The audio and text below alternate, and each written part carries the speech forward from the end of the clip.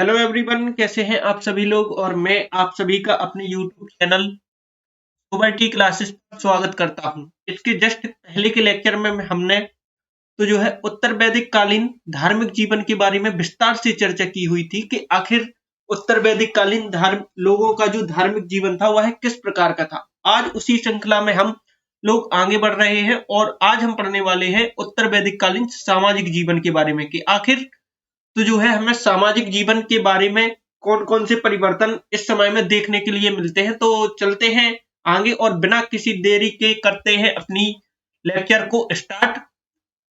तो सबसे पहले हम समझ लेते हैं कि सामाजिक जीवन, ठीक है, उत्तर वैदिक कालीन सामाजिक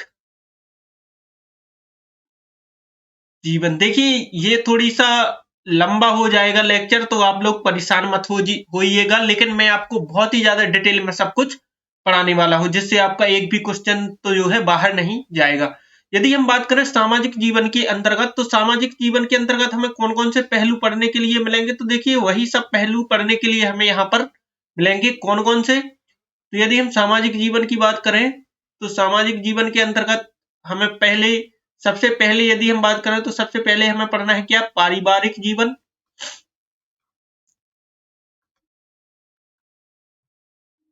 पारिवारिक जीवन, उसके बाद पढ़ना है हमें सामाजिक वर्गीकरण, या आप पहले हम सामाजिक वर्गीकरण को पढ़ लेंगे, ठीक है। तो सबसे पहले हम पढ़ेंगे सामाजिक वर्गीकरण, फिर पढ़ेंगे पारिवारिक जीवन, ये थोड़ी अच्छा लगता है, ठीक है। फिर इसके बाद हम पढ़ लेंगे इसी में तो जो है वेशभूषा, कि इनकी वेशभूषा कैसी थी। फिर इसी के अंतर्गत हम पढ़ लेंगे खान पान, की ये लोग किस प्रकार का भोजन करते थे, तो इसका इनके खान पान का तो जो है अध्ययन कर लेंगे। और फिर लास्ट में हम पढ़ लेंगे मनोरंजन के साधन, मनोरंजन के साधन, ठीक है। और इसी के अंतर्गत हम महिलाओं की स्थिति भी पढ़ लेंगे। क्यों? क्योंकि महिलाओं की स्थिति, इसी के अंतर्गत हम महिलाओं की स्थिति भी पढ़ लेंगे, क्योंकि यदि हम बात करें, किसी महापुरुष ने कहा है कि यदि आपको किसी सामाजिक जीवन का पता लगाना है कि सामाजिक स्थिति जो है वो उस समय की उन्नत थी या नहीं थी, तो आप उस समय की महिलाओं की स्थिति का पता लगाइए और जो शूद्र या दलित हैं उनकी स्थिति का पता लगाइए। अगर आपको इनकी स्थिति अच्छी मिलती है तो आप समझ लेना कि जो उस समय का सामाजिक जीवन था वह उन्नतशील था, ठीक है। तो इतने पहलुओं को हम लोग पढ़ने वाले हैं। तो चलिए एक एक करके उठाते हैं और पढ़ते हैं क्या क्या हम पढ़ने वाले हैं। तो सबसे पहले यदि हम बात करें तो सबसे पहले हम पढ़ेंगे सामाजिक वर्गीकरण। क्या पढ़ेंगे? सामाजिक वर्गीकरण। यदि हम सामाजिक वर्गीकरण की बात करें तो मैंने आपको पढ़ाया था कब, ऋग्वैदिक काल में। ऋग्वैदिक काल में क्या था, समाज जो था वह सबसे पहले दो वर्णों में विभाजित था। क्या? आर्य और अनार्य, आर्य व अनार्य। आर्य वो थे जो गोरे थे और बाहर से आए थे, ठीक है। और अनार्य वो थे जो कि यहीं के निवासी थे और श्याम वर्ण के थे, ठीक है। तो यह विभाजन इनका था, ठीक है। इसके बाद यदि हम बात करें आर्य, जो ऋग्वैदिक कालीन जो आर्यों का वर्गीकरण था, उस समय में समाज चार वर्गों पर विभाजित था। कौन कौन से? ब्राह्मण, क्षत्रिय, वैश्य, शूद्र, ठीक है। और यह जो विभाजन था यह कर्म के आधार पर था। किस पर था? कर्म के आधार पर। यह सभी हम कुछ डिटेल में पढ़ चुके हैं, इस कारण से यदि आपको मतलब अगर कोई समझने में दिक्कत जा रही होगी थोड़ी बहुत, तो आप पहले ऋग्वैदिक काल की वीडियो देखिए, जिससे आप इसमें और उत्तर वैदिक काल और ऋग्वैदिक काल में जो है महत्वपूर्ण अंतर कर सके, ठीक है। तो जो ऋग्वैदिक कालीन समाज था वह चार वर्णों में विभाजित था। इसके बाद यदि हम बात करें इसकी उत्तर वैदिक काल की। तो उत्तर वैदिक काल की यदि हम बात करें, उत्तर वैदिक काल, तो उत्तर वैदिक काल में भी समाज जो है वो 4 वर्णों में विभाजित था। इन्हीं 4 वर्णों में। कौन कौन से? ब्राह्मण,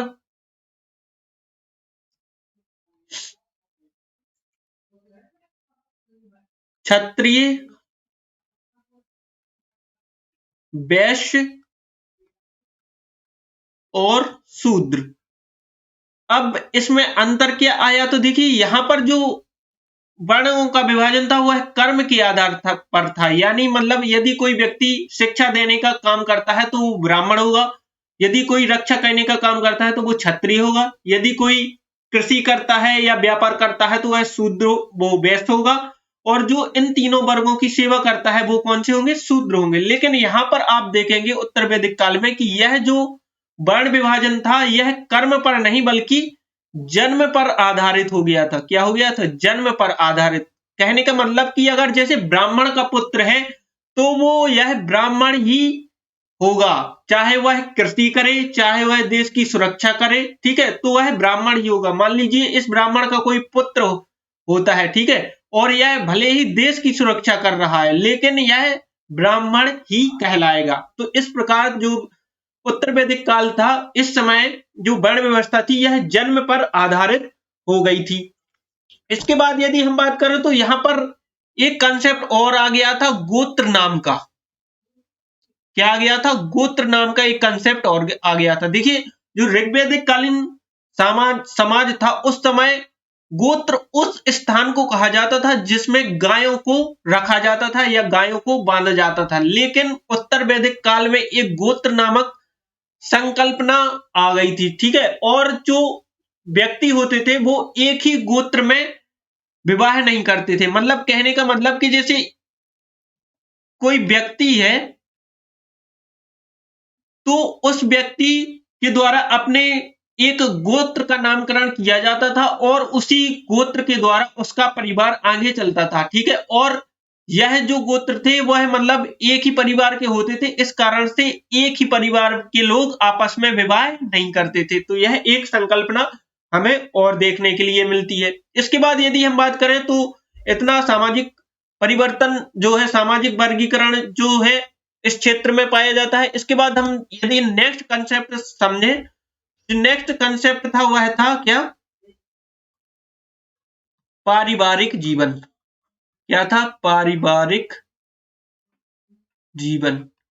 यदि हम बात करें पारिवारिक जीवन की तो जो पारिवारिक जीवन था वह इस समय भी ऋग्वैदिक कालीन की तरह ही यहां पर भी संयुक्त परिवार पाए जाते थे। लेकिन जो संयुक्त परिवार थे वह बहुत ही मतलब कम होते जा रहे थे। जैसे जो ऋग्वैदिक कालीन समाज था उसमें संयुक्त परिवार जो थे वो बहुतायत पाए जाते थे, लेकिन यहाँ पर आते आते ये कम हो गए थे, ठीक है। यदि हम बात करें तो परिवार सबसे छोटी इकाई होती थी और जो परिवार होते थे वो कैसे होते थे? पितृसत्तात्मक होते थे। कैसे होते थे? पितृसत्तात्मक, यानी जो पिता होगा वही मुख्य व्यक्ति होगा परिवार का और महत्वपूर्ण सभी निर्णय वही लेगा, ठीक है। तो परिवार जो थे वो पितृसत्तात्मक हो गए थे और जो है संयुक्त परिवार की जो प्रथा है वो धीरे धीरे कम यहाँ पर होने लगी थी। तो ये पारिवारिक जीवन में परिवर्तन आ गए थे। इसके बाद यदि हम बात करें किसकी? अगली स्थिति की, ठीक है। अगले यदि हम कंसेप्ट की बात करें तो अगला जो कंसेप्ट था वह था अपना वेशभूषा। वेशभूषा, यदि हम वेशभूषा की बात करें तो देखिए मैंने आपको पहले ही पढ़ा चुका हूं मैं कि जो ऋग्वैदिक कालीन समय से वेशभूषा चली जा रही थी, यानी कौन कौन सी? तो बास, अधिवास और उष्णीय, यानी ये लोग जो है बास, अधिवास और उष्णीय का प्रयोग करते थे, ठीक है। यदि आपको बास, अधिवास और उष्णीय के बारे में डिटेल में पढ़ना है तो आप प्लीज पहले की जाकर वीडियो देखिए, जिससे आपको जो है पूरी जानकारी प्राप्त होगी। इनके बारे में हम विस्तार से चर्चा कर चुके हैं, ठीक है। और यदि हम बात करें तो वेशभूषा के अंतर्गत ही ये लोग ऊनी, सूती व रेशमी वस्त्र धारण करते थे। ठीक है, तो इसमें कुछ खास परिवर्तन हमें देखने को नहीं मिलता है। इसके बाद यदि हम बात करें अगली जो कंसेप्ट था, तो अगला जो कंसेप्ट था वह था खान पान का। तो खान पान के अंतर्गत सब कुछ वही है। ये लोग शाकाहारी भी थे, मांसाहारी भी थे, दूध से बने हुए जो भोज्य पदार्थ थे उनका प्रयोग करते थे, अनाज का प्रयोग करते थे, चना मटर जौ आदि का प्रयोग करते थे। और यदि हम मांसाहार की बात करें तो मांसाहार को तो जो है ये लोग भेड़ बकरी मुर्गी मुर्गा ये सभी पशुओं का प्रयोग तो जो है खाने के रूप में करते थे। ठीक है, तो इसमें कुछ खास नहीं है और ये सब मैं पहले ही डिटेल में समझा चुका हूं। ठीक है, और यदि हम बात करें मनोरंजन के साधन की, तो मनोरंजन के साधन भी वही है। कौन कौन से? रथ दौड़, घोड़दौड़। तो मनोरंजन के यदि साधन की हम बात करें तो वो है रथ दौड़, घोड़दौड़, जुआ खेलना। ठीक है, ये सभी मनोरंजन के साधन हमें यहाँ पर देखने के लिए मिलते हैं। तो इनमें कुछ ज्यादा परिवर्तन हमें देखने के लिए नहीं मिलते हैं। अब यदि हम बात करें महिलाओं की स्थिति की, किसकी? महिलाओं की स्थिति, तो इसमें हमें महत्वपूर्ण परिवर्तन देखने के लिए मिलेंगे। ठीक है, तो यदि हम महिलाओं की स्थिति की बात करें तो महिलाओं की स्थिति हमें इस समय में गिरावट देखने के लिए मिलती है। मतलब महिलाओं की स्थिति थोड़ी बहुत गिर गई थी उत्तर वैदिक काल आते आते। मैंने आप सभी को पढ़ाया था, जब ऋग्वैदिक काल पढ़ाया था, जब मैंने पढ़ाया था कि जो ऋग्वैदिक कालीन समाज था उसमें महिलाओं की स्थिति जो थी वो सबसे अच्छी थी। मतलब वैसी स्थिति आज तक महिलाओं को प्राप्त नहीं हो पाई है। लेकिन जो उत्तर वैदिक कालीन समाज आया है इसमें जो है महिलाओं की स्थिति धीरे धीरे गिर रही थी। तो इसकी जानकारी हमें कैसे मिलती है? तो यदि हम बात करें तो सबसे पहले यदि हम बात करें तो एक ग्रंथ है जिसका नाम है ऐतरेय ब्राह्मण। क्या है? ऐतरेय ब्राह्मण। ऐतरेय ब्राह्मण से हमें जानकारी मिलती है कि जो पुत्री होती है, मतलब पुत्री का जन्म, पुत्री का जन्म मनुष्य के दुख का कारण है। ठीक है, मतलब पुत्री का जो जन्म है वो दुख का कारण है, आप सीधा ऐसे लिख सकते हैं। तो ये लिखा है ऐतरेय ब्राह्मण में, दुख का कारण है। तो ये लिखा है आपका किसमें? ऐतरेय ब्राह्मण में। ठीक है, इसके बाद यदि हम बात करें तो एक अगला हमें ग्रंथ मिलता है जिसका नाम है मैत्रायणी संहिता। क्या नाम है? मैत्रायणी संहिता। इस मैत्रायणी संहिता में कहा गया है कि जो पुत्री होती है या स्त्री होती है वह सुरा व पासा के समान दुर्गुण है। मतलब दुर्गुण है, मतलब कि जो स्त्री होती है वो सुरा यानी शराब और पासा यानी तो जो है जुआ, इसके समान ही एक बुराई है जो मनुष्य के जीवन को नष्ट कर सकती है। यानी जिस प्रकार से जो है सुरा जो है शराब जो है वो मनुष्य के जीवन को नष्ट कर सकती है और जुआ जो है वो मनुष्य के जीवन को नष्ट कर देता है, उसी प्रकार से स्त्री तो जो है वो भी मनुष्य के जीवन को क्या कर देती है? नष्ट कर देती है। इसके बाद यदि हम बात करें तो इसके बाद यदि हम बात करें यहीं पर मैं आपको समझा देता हूं।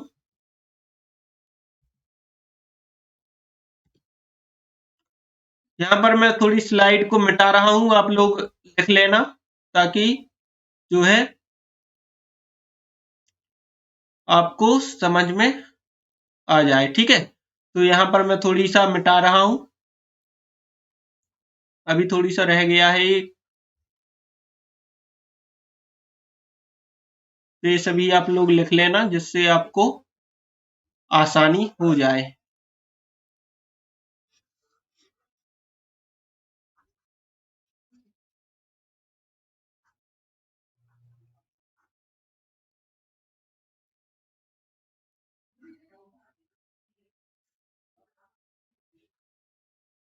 ठीक है, तो चलते हैं आगे और आगे समझते हैं कि आगे क्या लिखा हुआ है। ठीक है, तो यदि हम आगे बात करें तो देखिए महिलाओं की स्थिति में ये तो मतलब बताया गया है उनकी गिरावट के बारे में, लेकिन हमें कुछ अच्छी बातें भी देखने के लिए मिलती हैं। जैसे यदि हम बात करें शतपथ ब्राह्मण की, किसकी? शतपथ ब्राह्मण। इसमें तो जो है वो महिलाओं को अर्धांगिनी की संज्ञा दी गई है, मतलब मनुष्य का तो जो है आधा अंग माना गया है और मनुष्य का अर्धा मतलब स्त्री के बिना कोई अस्तित्व नहीं है। जिस प्रकार मतलब आधा अंग कुछ नहीं कर सकता, उस प्रकार से तो जो है मनुष्य भी स्त्री के बिना कुछ नहीं कर सकता। ठीक है, तो ये कहा गया है आपके शतपथ ब्राह्मण में। इसके बाद यदि हम बात करें तो महिलाओं को शिक्षा ग्रहण करने का अधिकार था। ठीक है, क्या था? शिक्षा ग्रहण करने का अधिकार इस समय भी था। ठीक है, इसकी हमें जानकारी कहां से मिलती है? तो हमें देखिए यहां पर कुछ तो जो है विदुषी महिलाओं की जानकारी प्राप्त होती है। कौन कौन सी विदुषी महिलाएं हैं? तो वो है देखिए गार्गी। ठीक है, गार्गी, मैत्रेयी,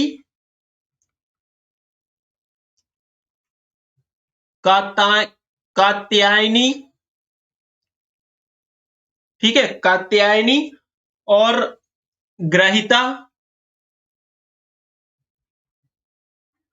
और गंधवी। ठीक है, तो ये सभी हमें विदुषी महिलाएं इस समय में मिलती हैं, जिससे हमें जानकारी मिलती है कि जो महिलाएं थी इन्हें शिक्षा ग्रहण करने का अधिकार था। ठीक है, इसके बाद यदि हम बात करें तो देखिए यहां पर महिलाओं की स्थिति का हमें एक उदाहरण और मिलता है। क्या मिलता है? तो उसे हम देख लेते हैं। तो एक ग्रंथ है जिसका नाम है बृहद अरण्यक उपनिषद। क्या नाम है? बृहद अरण्यक उपनिषद। इससे हमें जानकारी मिलती है, मतलब इससे हमें एक कथा तो जो है जानकारी के रूप में मिलती है। ठीक है, क्या होता है कि एक राजा होते हैं जिनका नाम होता है जनक। अब ये जो जनक है वो रामायण वाले नहीं है, ये दूसरे राजा है। ठीक है, तो जनक होते हैं, ये होते हैं काफी विद्वान राजा, मतलब इनको तो जो है विद्वान बहुत ही ज्यादा प्रिय होते हैं और ज्ञान विज्ञान की बातें करना इन्हें बहुत ही अच्छा लगता है। तो राजा जनक जो है वो अपने दरबार में एक मतलब ज्ञान सभा का आयोजन करते हैं। ठीक है, और ज्ञान सभा का आयोजन करते हैं और ये अपने क्षेत्र के बड़े बड़े विद्वानों को और आसपास के विद्वानों को वहां पर बुलाते हैं। किसके लिए? तो उस चर्चाएं करने के लिए, ज्ञान विज्ञान की, अध्यात्म की, आत्मा क्या है, परमात्मा क्या है, इन सभी पर चर्चाएं करने के लिए राजा तो जो है एक सभा का आयोजन करते हैं। ठीक है, अब जो इस सभा में तो जो है एक ऋषि भी आते हैं जिनका नाम होता है क्या? याज्ञवल्क्य। ठीक है, ये जो ऋषि हैं वो इस समय के तो जो है सबसे महत्वपूर्ण मतलब और ज्ञानी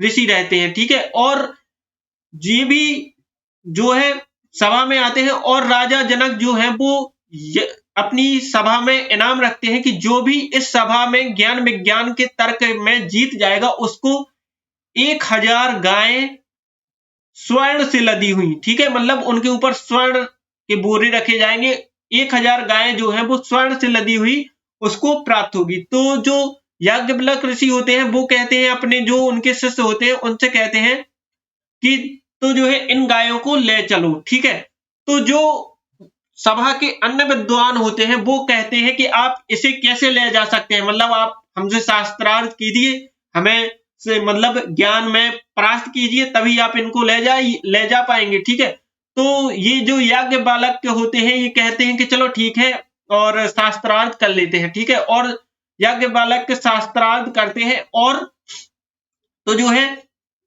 ये सभी विद्वानों को जो है हरा देते हैं। लेकिन क्या होता है कि उसी सभा में एक गार्गी नाम की स्त्री बैठी होती है। क्या बैठी होती है? गार्गी नाम की स्त्री बैठी होती है और फिर यह गार्गी और याज्ञवल्क्य के बीच में संवाद होता है, क्योंकि सभी विद्वान जो है हार जाते हैं और जो गार्गी है यह अंत में याज्ञवल्क्य को हराने ही वाली होती है। लेकिन जो है याज्ञवल्क्य कहते हैं कि जब इनका अंतिम समय मतलब अंतिम रूप से जब ये हारने लगते हैं तो ये कहते हैं कि चुप हो जा, नहीं तो तेरे मतलब डंडे से तेरा सिर फोड़ दूंगा। ठीक है, तो यहाँ पर हमें महिलाओं की जो है स्थिति में गिरावट देखने के लिए मिलती है कि मतलब यहाँ पर जो अन्य विद्वान हैं वो भी कुछ नहीं कहते हैं, और जबकि याज्ञवल्क्य जो है वो इतनी बड़ी बात कह देते हैं कि अपने हारने के डर से ये कह देते हैं कि मतलब चुप हो जा, नहीं तो मैं तेरे सर को डंडे से मतलब फोड़ दूंगी। ठीक है, तो यहाँ पर हमें महिलाओं की स्थिति देखने के लिए मिलती है, क्योंकि जो विद्वान थे वो भी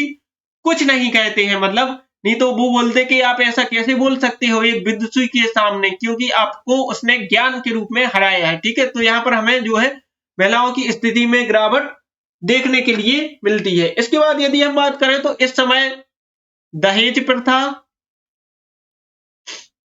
क्या दहेज प्रथा, ठीक है, बाल विवाह,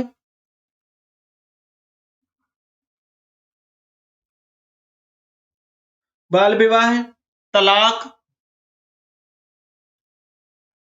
और सती प्रथा के कोई साक्ष्य मतलब सती प्रथा का इस समय प्रचलन नहीं था। ये सभी जो सामाजिक कुरीतियां हैं वो इनका प्रचलन नहीं था। ठीक है, लेकिन इस समय यदि हम बात करें तो नियोग प्रथा या नियोग विवाह का प्रचलन था। ठीक है, नियोग प्रथा या नियोग विवाह, इसका प्रचलन इस समय था। अब यदि आप इसको जानना चाहते हैं तो प्लीज आप ऋग्वैदिक काल के सामाजिक जीवन को पढ़िए, उसमें मैंने आपको बहुत ही ज्यादा विस्तार से इन सभी को समझाया हुआ है। क्योंकि हमारा लेक्चर थोड़ी लंबा होने वाला है तो यहाँ पर मैं इनको नहीं समझाऊंगा, नहीं तो चैनल जो है लेक्चर जो है वो और लंबा हो जाएगा। तो आप प्लीज वहां पर जाकर देखिए और इनको अच्छे से समझ लीजिए। ठीक है, इसके बाद यदि हम बात करें तो बहुपत्नी प्रथा का प्रचलन था। किसका? बहुपत्नी प्रथा का प्रचलन हो गया था, मतलब एक आदमी एक से अधिक पत्नियां रख सकता था। तो इसकी जानकारी हमें कहां से मिलता ही है, तो देखिए यहाँ पर दो स्त्रियां दी गई हैं जिनका नाम है मैत्रेयी और कात्यायनी। ये दोनों स्त्रियां याज्ञवल्क्य नामक जो ऋषि थे इनकी थी। तो इसके कारण हमें पता चलता है कि इस समय जो है वो है बहुपत्नी प्रथा का प्रचलन हो गया था। ठीक है, और यदि हम बात करें तो इस समय जो है वो अंतरवर्णीय विवाह है, मतलब अंतरवर्णीय विवाह पर इस समय तो जो है प्रतिबंध लग गए थे। मतलब अब लोग अंतरवर्णीय विवाह नहीं कर रहे थे, अपने ही वर्ण में विवाह कर रहे थे। तो इतनी हमें जो है महिलाओं की स्थिति देखने के लिए मिलती है। यहाँ पर महिलाओं की स्थिति में हमें गिरावट देखने के लिए मिलती है, जहां ऋग्वैदिक काल में मतलब जयादेशतम नामक शब्द का प्रयोग किया गया है। क्या? जयादेशतम, मतलब नारी के बिना घर सूना है, मतलब नारी के बिना घर कुछ भी नहीं है। वहीं पर हमें उत्तर वैदिक काल में महिलाओं की स्थिति में गिरावट देखने के लिए मिलती है। ठीक है, तो ये सभी मैंने आपको पढ़ा दिया है। इसके बाद यदि हम बात करें तो अब हम देख लेते हैं। देखिए मैंने आपको सामाजिक जीवन विस्तार से समझा दिया है। ठीक है, इसके बाद थोड़ी पहलू हमारे रह गए हैं तो उनको हम देख लेते हैं। सामाजिक जीवन के अंतर्गत ही कुछ नए कंसेप्ट आए थे तो उनको समझ लेते हैं। यदि हम बात करें तो सामाजिक जीवन के अंतर्गत सबसे पहले जो कंसेप्ट आया वो आया आश्रम व्यवस्था का। क्या हुआ, जो ऋग्वैदिक उत्तर वैदिक कालीन समाज था उस समय आर्यों ने अपने संपूर्ण जीवन को 100 वर्ष का माना। कितने वर्ष का माना? 100 वर्ष को माना, और इस जीवन को अब 4 भागों में विभाजित कर दिया। ठीक है, और उन्हें 4 आश्रम बनाए। ठीक है, और इन आश्रमों के द्वारा उसने अपने जीवन की विभिन्न परिस्थितियों को सामना करने के लिए इन चारों व्यवस्था के रूप में अपने जीवन को तो जो है बांट दिया। ठीक है, तो यदि हम बात करें तो एक एक करके हम आश्रम पढ़ लेते हैं। तो सबसे पहले यदि हम बात करें तो सबसे पहले जो आश्रम है वो है ब्रह्मचर्य आश्रम।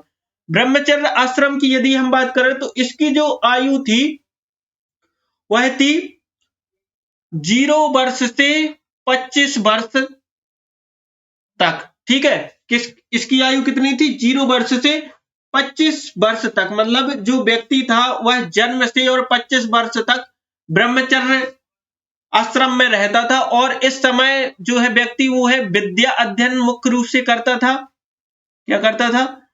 विद्या अध्ययन मुख्य रूप से करता था, मतलब ज्ञान प्राप्ति करता था। ठीक है, गुरुकुल में जाकर के जो है ज्ञान प्राप्ति करता था। ठीक है, और उसका जो मुख्य कार्य था वह मतलब वह विद्या अध्ययन करना ही उसका तो जो है मुख्य धर्म था। ठीक है, इसके बाद यदि हम बात करें अगले आश्रम की, जो अगला आश्रम था वह था गृहस्थ आश्रम। इसकी जो आयु है वह 25 वर्ष से 50 वर्ष के बीच की थी। मतलब जब व्यक्ति तो जो है विद्या अध्ययन करके वापस आता था तो वह अपने मतलब गृहस्थ जीवन में प्रवेश करता था। इस समय में वह अपने विवाह करता था और अपने जो सामाजिक मतलब कर्तव्य होते थे उनका निर्वहन करता था। ठीक है, और 25 से 50 वर्ष की आयु इसमें पूर्ण करता था। ठीक है, इसके बाद यदि हम बात करें तो इसमें उसका मुख्य उद्देश्य अर्थ यानी धन कमाना रहता था। क्या रहता था? धन को कमाना। ठीक है, इसके बाद यदि हम बात करें अगले आश्रम की, तो जो अगला आश्रम था वह था वानप्रस्थ। और वानप्रस्थ जो आश्रम होता था इसकी आयु होती थी 50 से 75 वर्ष के बीच में। कितनी होती थी? 50 से 75 वर्ष के बीच में। इसमें व्यक्ति क्या होता था कि इसमें व्यक्ति जो है अपने आप को सामाजिक जीवन से यानी सामाजिक जो जीवन होता था, जो कर्मकांडी और क्रियाकलाप वाला जीवन होता था, उससे अपने आप को धीरे धीरे दूर करता था और जो है धीरे धीरे दूर करता था और वन की ओर बढ़ता था। मतलब सांसारिक जीवन को छोड़ छाड़ के वह धीरे धीरे तो जो है अपने को आजाद करता था और धीरे धीरे वन की तरफ जाता था। ठीक है, तो यह होता था वानप्रस्थ आश्रम। और इसमें तो जो है वह मतलब काम यानी अपनी इच्छाओं का जो है त्याग करके धीरे धीरे सन्यास की ओर बढ़ता था। ठीक है, इसके बाद यदि हम बात करें अगले आश्रम की, तो अगला जो आश्रम था वह था सन्यास। और सन्यास की जो आयु थी वह थी 75 वर्ष से 100 वर्ष तक। ठीक है, 75 वर्ष से 100 वर्ष तक इसमें क्या होता था? इसमें व्यक्ति सांसारिक मोह माया को बिल्कुल छोड़ करके तो जो है वन में एकांत में ईश्वर की आराधना करता था और ईश्वर की आराधना के द्वारा ही उसे क्या होती थी? मोक्ष की प्राप्ति होती थी। तो ये होता था संन्यास आश्रम में। तो यहां पर आप देखेंगे कि देखिए यहां पर मैंने आपको 4 पुरुषार्थ भी बता दिए हैं। ठीक है, कौन कौन से? धर्म, अर्थ, काम और मोक्ष। ये सभी चारों पुरुषार्थ थे जो आश्रम व्यवस्था के साथ चलते थे और मानव जीवन में एक महत्वपूर्ण योगदान देते थे। ठीक है, इसके बाद यदि हम बात करें तो यदि हम आश्रम व्यवस्था की बात करें तो आश्रम व्यवस्था की हमें सर्वप्रथम जानकारी कहां से प्राप्त होती है? तो आश्रम व्यवस्था की हमें सर्वप्रथम जानकारी प्राप्त होती है छांदोग्य उपनिषद से। छांदोग्य उपनिषद में तो जो है 3 प्रकार के आश्रमों का वर्णन किया गया है। ठीक है, और यदि हम बात करें तो एक उपनिषद है जिसका नाम है जवालोपनिषद। इसमें तो जो है चारों प्रकार के आश्रमों का तो जो है वर्णन किया गया है। ठीक है, तो यहां पर मैं आशा करता हूं कि आपको आश्रम व्यवस्था समझ में आ गई होगी। इसके बाद यदि हम बात करें अगले कंसेप्ट के ऊपर, तो देखिए अगला जो कंसेप्ट आ गया था इस समय में वह आ गया था संस्कार। 16 संस्कार का नाम आपने सुना होगा। ठीक है, तो यह जो कंसेप्ट था यह उत्तर वैदिक काल में ही आया था। संस्कार की यदि बात करें तो संस्कार का मतलब होता है शुद्धि। ठीक है, क्या होता है? शुद्धि। देखिए क्या होता है कि जब मानव अपने जीवन की विभिन्न परिस्थितियों का सामना करता है तो उसे हर परिस्थिति का सामना करने के लिए विशेष रूप से शुद्ध होना पड़ता है। इसी को हम कहते थे संस्कार। ठीक है, तो उत्तर वैदिक कालीन जो आर्य थे उनका मानना था कि जो मानव है उसे तो जो है जीवन में अपनी मतलब समस्याओं का सामना करने के लिए तैयार होना पड़ता था और इसी को हम कहते थे संस्कार। तो यदि हम संस्कार को देखें तो हम एक एक करके सभी संस्कार को पढ़ लेते हैं कौन कौन से थे। तो देखिए सबसे पहले जो संस्कार था वह था गर्भाधान। गर्भाधान क्या होता था? गर्भाधान वह संस्कार था जब मतलब जो बच्चा है वो माता के गर्भ में आता है। ठीक है, तो यह होता था गर्भाधान संस्कार।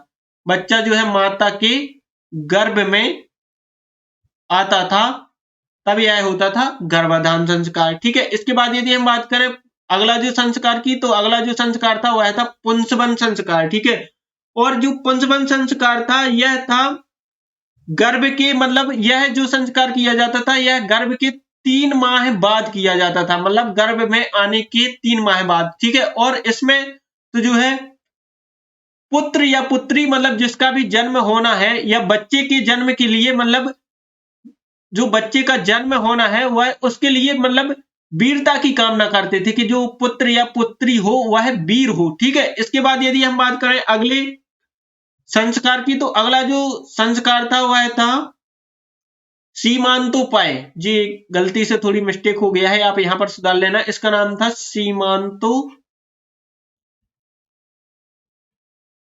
ठीक है, तो ये जो संस्कार था यह था तीसरा संस्कार, और इसमें तो जो है यह जो है गर्भ में आने के 4थे माह में किया जाता था। ठीक है, और इसके अंतर्गत तो जो है यह संस्कार मतलब इसलिए किया जाता था ताकि बच्चे को तो जो है बुरी शक्तियों से बचाया जा सके। ठीक है, और इसके अंतर्गत क्या करते थे, तो इसके अंतर्गत जो पति होता था वह अपनी पत्नी के बालों को संवारता था। ठीक है, तो ये सब इसके अंतर्गत किया जाता था। इसके बाद यदि हम बात करें अगला जो संस्कार था वह था जात कर्म, और जात्म कर्म जो होता था वह था जन्म के समय। यह जन्म के समय किया जाता था, मतलब जैसे ही बच्चे का जन्म होगा तो उसके जो पिताजी होंगे वो चम्मच से तो जो है उसको शहद चटाएंगे बच्चे को, और उसके द्वारा पिताजी मतलब कहेंगे कि अब आपका जन्म हमारी जात में हो गया है और आप हमारी जात के हो गए हैं। ठीक है, इसके बाद यदि हम बात करें अगले संस्कार की, तो अगला संस्कार था नामकरण, और नामकरण की यदि हम बात करें तो यह जन्म के 10वें या 12वें दिन मनाया जाता था, और इसके अंतर्गत जो है बच्चे का नाम किया जाता था। ठीक है, इसके बाद यदि हम बात करें अगले संस्कार की, तो अगला जो संस्कार था वह था निष्क्रमण। ठीक है, और निष्क्रमण के अंतर्गत जो है जन्म के 4थे माह में मतलब जन्म से 4थे माह में तो जो है बच्चे को सर्वप्रथम बाहर निकालेंगे और भगवान सूर्य के सर्वप्रथम दर्शन करवाएंगे। तो यह किया जाता था इस संस्कार में। इसके बाद यदि हम बात करें तो जो अगला संस्कार था वह था अन्नप्राशन, और यह किया जाता था जन्म से 6वें माह में। ठीक है, और 6वें माह में इसके अंतर्गत क्या करते थे, तो इसके अंतर्गत तो जो है बच्चे मतलब बच्चे को जो है अन्न खिलाते थे पहली बार। इसके 6 माह से पहले जो थे बच्चे उनको मतलब माँ का केवल दूध ही पिलाया जाता था, लेकिन 6 माह का होने पर उसको सर्वप्रथम अन्न खिलाया जाता था। इसके बाद यदि हम बात करें तो अगला जो संस्कार था वह था मुंडन, और मुंडन के अंतर्गत यदि हम बात करें तो इसके अंतर्गत बच्चे की मतलब जो है बाल होते थे वह कटवा दिए जाते थे, मतलब पहली बार जो है बच्चे के बाल जो है कटवा दिए जाते थे। ठीक है, तो इसको कहते थे मुंडन। ठीक है, जैसे यदि हम बात करें हमारे बुंदेलखंड में, तो हमारे बुंदेलखंड में कहते हैं कि सबसे पहले की झलरिया पढ़वा दो। ठीक है, तो झलरिया बोलते हैं बुंदेलखंड में। ठीक है, तो मुंडन के अंतर्गत सबसे पहले बालों को कटवा दिया जाता था। ठीक है, इसके बाद यदि हम बात करें अगले संस्कार की, ठीक है, तो अगला जो संस्कार था वह था ये कर्ण छेदन है। तो यहां पर आप लिख लेना क्या, कर्ण छेदन। तो यह होता था अगले संस्कार, और यह होता था जन्म से 5 वर्ष बाद। कब? जन्म से 5 वर्ष बाद, और इसके अंतर्गत बच्चों के मतलब कान छेदे जाते थे। ठीक है, तो यह कहलाता था कर्ण छेदन। इसके बाद यदि हम बात करें तो अगला जो संस्कार होता था वह होता था विद्यारंभ। ठीक है, और विद्यारंभ जो होता था यह होता था 5 वर्ष के बाद। ठीक है, और इसके अंतर्गत जो है बच्चा जो है वो सर्वप्रथम विद्या का अध्ययन करता था, और उसको अध्ययन करने के लिए गुरुकुल जाना पड़ता था। ठीक है, इसके बाद यदि हम बात करें तो ये 11वें नंबर पर जो है वो है उपनयन संस्कार। ठीक है, और उपनयन जो संस्कार था ये इसकी यदि हम बात करें तो यह उपनयन संस्कार जो है वो सबसे ज्यादा महत्वपूर्ण था। ठीक है, और जो उपनयन संस्कार था वह ब्राह्मण, क्षत्रिय और जो है वैश्य, इनमें उपनयन संस्कार अलग अलग एज में होता था, जबकि शूद्रों को जो है उपनयन संस्कार करने की जानकारी, मतलब उपनयन संस्कार करवाने की अनुमति नहीं थी। ठीक है, यदि हम बात करें ब्राह्मणों की, तो ब्राह्मणों का जो उपनयन संस्कार होता था वो 8 वर्ष में होता था। यदि हम बात करें क्षत्रिय की, तो क्षत्रिय का जो उपनयन संस्कार होगा वो होगा 11 वर्ष में। और यदि हम बात करें वैश्य की, तो वैश्यों का जो उपनयन संस्कार होगा वो होगा 12 वर्ष में। उपनयन संस्कार के अंतर्गत मुख्य रूप से क्या होता था कि मतलब उसको गेरुआ वस्त्र पहना के, उसका मुंडन करके और चोटी रख के उसको जनेऊ धारण करवाएंगे। ठीक है, तो ये सभी होता था उपनयन संस्कार में। इसके बाद यदि हम बात करें अगला संस्कार, तो जो अगला संस्कार होता था वह होता था वेदारंभ। ठीक है, और वेदारंभ की यदि हम बात करें तो वेदारंभ के अंतर्गत जो है, जो बच्चा होता था वह वेदों का अध्ययन करना प्रारंभ करता था। तो वेद का अध्ययन करना प्रारंभ करता था, तो यह था वेदारंभ। इसके बाद यदि हम बात करें अगले संस्कार की, तो जो अगला संस्कार था वह था केशांत। और केशांत के अंतर्गत यह मतलब जो संस्कार था यह 16 वर्ष की आयु के अंतर्गत किया जाता था। और इसके अंतर्गत क्या किया जाता था, इसके अंतर्गत सर्वप्रथम बच्चे की मतलब दाढ़ी या मूछ काटेंगे। ठीक है, तो यह 16 वर्ष के अंतर्गत किया जाता था। ठीक है, इसके बाद यदि हम बात करें तो यह अगला जो संस्कार था वो आया था समावर्तन। क्या था? समावर्तन। और समावर्तन के अंतर्गत क्या होगा कि जो बच्चा होगा वो अब विद्यार्थी जीवन से जो है गृहस्थ जीवन में प्रवेश करेगा। मतलब जो बच्चा होता था वह अपने मतलब विद्यार्थी जीवन यानी अपनी विद्या अध्ययन का काम खत्म करके अब जो है गृहस्थ जीवन में जाएगा और अपनी शादी विवाह के योग्य हो जाएगा। ठीक है, इसके बाद यदि हम बात करें अगला संस्कार, तो जो अगला संस्कार था वह था विवाह। और इसके अंतर्गत जो है वो विवाह करता था तथा अपने सामाजिक कर्तव्यों का निर्वहन करता था। ठीक है, और यदि हम बात करें लास्ट संस्कार की, तो लास्ट जो संस्कार था वह था अंत्येष्टि। अंत्येष्टि। ठीक है, और इस संस्कार के अंतर्गत तो जो है व्यक्ति की मतलब मृत्यु हो जाती थी जब, तो उसके शरीर को जला दिया जाता था। ठीक है, और उसकी अस्थियां जो है पवित्र नदी में बहा दी जाती थी। तो ये जो है 16 संस्कार होते हैं, जो कि हम वर्तमान समय में भी हमें कुछ संस्कार देखने के लिए मिलते हैं। ठीक है, और इनका कुछ साइंटिफिक रीजन तो वैसे तो कुछ पता नहीं है, लेकिन शायद कुछ होता होगा। जैसे यदि हम बात करें अन्नप्राशन की, तो जो अन्नप्राशन होता था इसे हम वर्तमान में भी मानते हैं, क्योंकि आप सभी जानते हैं कि डॉक्टर भी बोलते हैं कि बच्चे जो होते हैं उनको 6 माह तक माँ का दूध ही पिलाएं और 6 माह के बाद ही तो जो है बाहर का कुछ मतलब थोड़ी बहुत खाना खिलाएं। ठीक है, तो ये अन्नप्राशन देख लेते हैं, जैसे हम नामकरण देखते हैं। ठीक है, और तो ऐसे कुछ हम अभी वर्तमान समय में भी देखते हैं। तो ये 16 संस्कार थे। आशा करता हूं कि आपको संस्कार समझ में आ गए होंगे। अब बस एक लास्ट टॉपिक हमारा रह गया है और हमारा जो सामाजिक जीवन है वो पूरी तरह से समाप्त हो जाएगा। तो लास्ट जो टॉपिक रह गया है वो रह गया है विवाह। ठीक है, क्या रह गया है? विवाह। विवाह एक ऐसा पवित्र बंधन है जिससे तो जो है दो शरीर आपस में जुड़ते हैं। ठीक है, तो हम विवाह को देख लेते हैं कि कौन कौन से विवाह उस समय में प्रचलित थे। ठीक है, तो यदि हम विवाह की बात करें तो कौटिल्य के अर्थशास्त्र से हमें जानकारी मिलती है। किसके? कौटिल्य के अर्थशास्त्र से। तो जो है हमें 8 प्रकार के विवाह की जानकारी मिलती है। कितने प्रकार के? 8 प्रकार के। तो ये कौन कौन से विवाह थे, तो हम एक एक करके देख लेते हैं इनको डिटेल में और समझ लेते हैं। ठीक है, देखिए सबसे पहले जो विवाह था वह था ब्रह्म विवाह। ठीक है, यदि हम ब्रह्म विवाह की बात करें तो ब्रह्म विवाह का मतलब क्या होता था? ठीक है, यह इसके अंतर्गत किस प्रकार का विवाह होता था?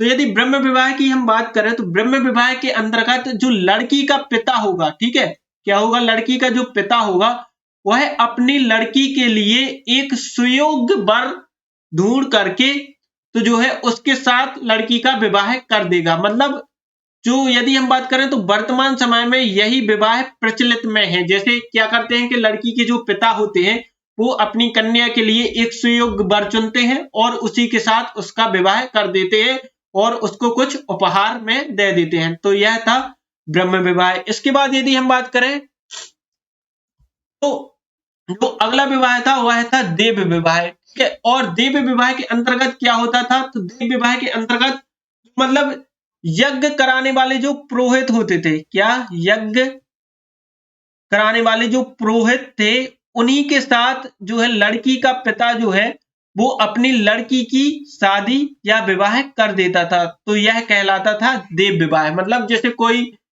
जो है पुरोहित वो यज्ञ करने के लिए आए और लड़की के पिता ने अपनी लड़की का विवाह उनके साथ कर दिया, तो यह था देव विवाह। ठीक है। इसके बाद यदि हम बात करें, जो अगला विवाह था वह था आर्ष विवाह। और आर्ष विवाह की यदि हम बात करें तो आर्ष विवाह के अंतर्गत क्या होता था, इसके अंतर्गत जो लड़की का पिता है, ठीक है, पिता क्या करता था कि लड़के से एक जोड़ी बैल ले लेता था। ठीक है, क्या करता था, एक जोड़ी बैल ले लेता था और अपनी लड़की की तो जो है शादी उस लड़की के साथ कर देता था। ठीक है, तो यह कहलाता था आर्ष विवाह। इसके बाद यदि हम बात करें अगले विवाह की, तो जो अगला विवाह था वह था प्रजापति विवाह। ठीक है, और इसके अंतर्गत क्या किया जाता था, तो इसके अंतर्गत लड़का व लड़की, इनको दोनों को, मतलब लड़का और लड़की इन दोनों को तो जो है लड़की के जो पिताजी होते थे वो आशीर्वाद देते थे और इनका विवाह जो है संपन्न हो जाता था। ठीक है, इसके बाद यदि हम बात करें अगले विवाह की, तो जो अगला विवाह था यह था गंधर्व विवाह। ठीक है, और गंधर्व विवाह हम वर्तमान समय में कहते हैं क्या, प्रेम विवाह। ठीक है, प्रेम विवाह, प्रेम विवाह समझते हो, यानी क्या, लव मैरिज, जो वर्तमान समय में बहुत ही ज्यादा प्रचलित में है। ठीक है, तो लव मैरिज जो है वर्तमान समय में इसको कहा जाता था। इसके अंतर्गत क्या होता था, तो लड़की और लड़का राजी होने पर स्वयं ही विवाह कर लेते थे। ठीक है, तो यह था गंधर्व विवाह। इसके बाद यदि हम बात करें अगले विवाह की, तो अगला जो विवाह था वह था आसुर विवाह। ठीक है, और आसुर विवाह की यदि हम बात करें तो इसके अंतर्गत क्या होता था, इसके अंतर्गत कन्या का मूल्य देकर, मतलब जो लड़का होगा वो कन्या का मूल्य तो जो है लड़की के पिता को चुकाएगा और लड़की का पिता जो होगा वो लड़के के साथ उसकी शादी कर देगा। तो कन्या का मूल्य देकर जो विवाह किया जाता था वह कहलाता था आपका आसुर विवाह। ठीक है, इसके बाद यदि हम बात करें अगले विवाह की, तो अगला जो विवाह था वह था राक्षस विवाह। ठीक है, और यह था कन्या का अपहरण करके। ठीक है, मतलब कन्या का अपहरण करके, अपहरण समझते हो, किडनैपिंग। ठीक है, तो कन्या को किडनैप करके उसके साथ जो विवाह किया जाता था और उसको कहते थे अपहरण विवाह। ठीक है, यह जो विवाह था यह महाभारत काल में खूब प्रचलित था। मतलब आप देखेंगे कि कई राजा जो थे वो कन्याओं का अपहरण कर लेते थे और उनके साथ विवाह कर लेते थे। ठीक है, तो ये विवाह जो है वो खूब प्रचलन में था। इसके बाद यदि हम बात करें अगले विवाह की, तो जो अगला विवाह था वह था पिशाच विवाह। ठीक है, और जो पिशाच विवाह था इसके अंतर्गत कन्या के साथ जो है बलात्कार करके उसके साथ किया जाने वाला विवाह यह था। ठीक है, कन्या के साथ बलात्कार करके किया जाने वाला विवाह। ठीक है, तो यह कहलाता था पिशाच विवाह। यदि हम बात करें तो ऊपर के चार विवाह कौन कौन से, ब्रह्म विवाह, देव विवाह, आर्ष विवाह और प्रजापति विवाह, ये अच्छे माने जाते थे। ठीक है, और इनको सामाजिक मान्यता थी। जबकि ये जो चार विवाह हैं कौन कौन से, गंधर्व विवाह, आसुर विवाह, राक्षस विवाह और पिशाच विवाह, ठीक है, इनको सामाजिक मान्यता नहीं थी। मतलब इनको समाज में तो जो है अच्छा नहीं माना जाता था। ठीक है, तो यहां पर मैं आशा करता हूं कि आपको विवाह पूरी तरह से समझ में आ गए होंगे। ठीक है, मैं जानता हूं कि लेक्चर थोड़ी लंबा हो गया है, लेकिन आप विश्वास रखिए कि इससे कुछ भी बाहर नहीं जाएगा। ठीक है, तो इतना सब कुछ आप याद रखना। ठीक है, और उसके बाद यदि हम बात करें तो यदि आपको वीडियो अच्छी लगी है तो प्लीज इस वीडियो को शेयर करना। ठीक है, और जो है हमारे चैनल सोबाइटी क्लासेस को जरूर सब्सक्राइब करना, जिससे आपको जो है हर वीडियो का नोटिफिकेशन मिलता रहे। ठीक है, और आपको बेल जरूर बजानी है, जिससे आपको नोटिफिकेशन जो है मिलती रहे, ठीक है। और इस वीडियो को आप ज्यादा से ज्यादा लोगों तक शेयर कीजिए, जिससे जो जानकारी है वो महत्वपूर्ण सभी लोगों तक पहुंच सके, ठीक है। और जो है हमारी वीडियो को लाइक करें, कमेंट करें, कमेंट में आप बताएं कि आप और क्या चाहते हैं, ठीक है। मैं आपकी किस प्रकार से सहायता और कर सकता हूं, जिससे आपकी जो कंपटीशन की तैयारी है वो पूर्ण हो सके, ठीक है। आपको शेयर करना है, ये आपका काम है, और चैनल को सब्सक्राइब करना है। जय हिंद, जय भारत।